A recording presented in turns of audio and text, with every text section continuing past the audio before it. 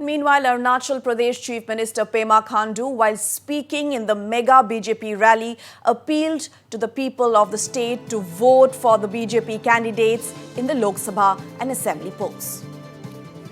अपना भारतीय जनता पार्टी और यहाँ पे जितने भी जो अपना वेल विशर्स लोग यहाँ पे आए हुए हैं, जितने भी कार्यकर्ता यहाँ पे आए हुए हैं, आप सभी से मैं वही निवेदन करूंगा कि आपने अपने क्षेत्र में अपना हमारा जितने भी जो एमएलए कैंडिडेट्स आज मंच में यहाँ पे विराजमान है, आप लोग अपना एमएलए का वोट बीजेपी को दीजिए और साथ ही साथ अपना एमपी का वोट किरण रिजिजू को देना बहुत ही जरूरी है।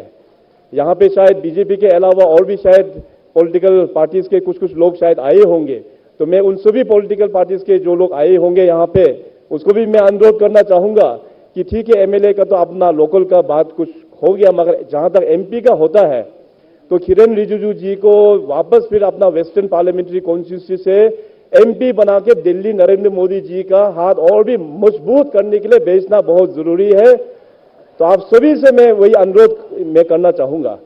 देखिए, मैं ये सिर्फ हवा में ये बात नहीं बोल रहा हूं। पिछले 2.5 साल में किरण जी ने जो दिल्ली में बैठ के अरुणाचल प्रदेश को जो कंट्रीब्यूट किया है, इस तरह का पहले जितने भी जो एमपी बैठ चुके हैं, किसी ने भी इस प्रकार का परफॉर्मेंस और कंट्रीब्यूशन दिल्ली में बैठ के दे नहीं पाया है। जितने भी अरुणाचल प्रदेश में जो गवर्नमेंट ऑफ इंडिया का चाहे आप फ्लैगशिप प्रोग्राम से लेके बड़े बड़े प्रोजेक्ट्स मतलब होलोंगी में एयरपोर्ट, बड़े प्रोजेक्ट्स मतलब हमारा मेडिकल कॉलेज, बड़े प्रोजेक्ट्स मतलब हमारा यहाँ पे सैनिक स्कूल, इस प्रकार से जितने भी जो यहाँ पे हमारा बड़ा प्रोजेक्ट्स है, प्रधानमंत्री ग्रामीण सड़क योजना से लेके जितने भी जो बड़े प्रोजेक्ट्स है, किरण जी का बहुत ही वहां पे योगदान रहा है। तो इसलिए अगर अरुणाचल का आप लोग सही विकास चाहते हैं तो किरण जी को दोबारा हम लोग का यहाँ से थम्पिंग मेजोरिटी के साथ इसको दोबारा एमपी बना के हम लोगों को भेजना बहुत ही जरूरी है।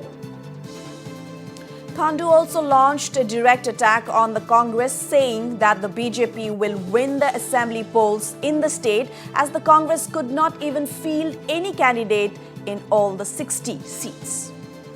तो यहाँ पे आप सभी को मैं वैसे ये बताना चाहेगा कि आज कांग्रेस बोलते हैं कि अरुणाचल में कांग्रेस सरकार बनाएंगे और बाकी जो छोटा जो पार्टी है वो लोग बोलते हैं कि वो लोग सरकार बनाएंगे। मैं आप लोगों को ऑफिशियल आंकड़ा में देना चाहूंगा, सरकार बनाने के लिए उनका पास उम्मीदवार कहां है। कांग्रेस जो आज दावा करता है कि अरुणाचल में सरकार बनाएगा, 60 कॉन्स्टिट्यूंसी में वो लोग उम्मीदवार भी नहीं मिला। केवल 46 कॉन्स्टिट्यूंसी में कांग्रेस आई लड़ रहा है। 46 कॉन्स्टिट्यूंसी में भारतीय जनता पार्टी तो 60 कॉन्स्टिट्यूंसी में उम्मीदवार डाला हुआ है, जिसमें से 3 अनअपोज्ड ऑलरेडी हो चुका है। एनपीपी जो बोलते हैं कि हम सरकार बनेंगे, सरकार बनाने के लिए आपको मिनिमम आंकड़ा चाहिए 31। एनपीपी का कैंडिडेट केवल 30 कॉन्स्टिट्यूंसी में है, 30 कॉन्स्टिट्यूंसी में, और बाकी जो जेडीयू जो बोलते हैं सरकार बनाएंगे, केवल उनका 15 कॉन्स्टिट्यूंसी में कैंडिडेट है। जो जेडीएस जो पार्टी है उसका सिर्फ 12 कॉन्स्टिट्यूंसी में कैंडिडेट है। इसके बाद इंडिपेंडेंट 12 कॉन्स्टिट्यूंसी में फाइल किया हुआ है। तो ये हाल है हमारा बीजेपी गवर्नमेंट को हटा के जो कांग्रेस बोलता है कि हम लोग सरकार बनाएंगे।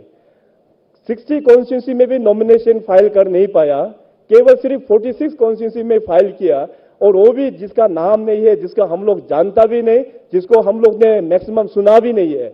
इस प्रकार का उम्मीदवार खड़ा किया है कांग्रेस ने और दावा करते हैं कि हम लोग सरकार अरुणाचल में बनाएंगे। तो ये सब जो अगवा जो कांग्रेस ने फैला कर रखा है उसमें हम लोग बिल्कुल नहीं जाना। Khandu also said development and progress that Arunachal Pradesh saw in the past couple of years after the BJP came to power in the state is incomparable. केवल यहाँ पे अगर चाहिए तो एक साफ सरकार, साफ नियत वाला सरकार अरुणाचल प्रदेश को चाहिए।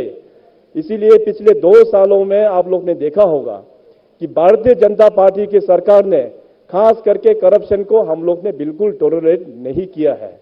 बहुत सारा रिफॉर्मेशंस जो कांग्रेस सरकार ने पिछले 30 सालों में जो अरुणाचल और पूरे नॉर्थ ईस्ट को जो बर्बादी करके रखा था, उस सिस्टम से उबर के आने के लिए हम लोग ने बहुत सारा करवा डिसीजंस भी हम लोग ने लिया है।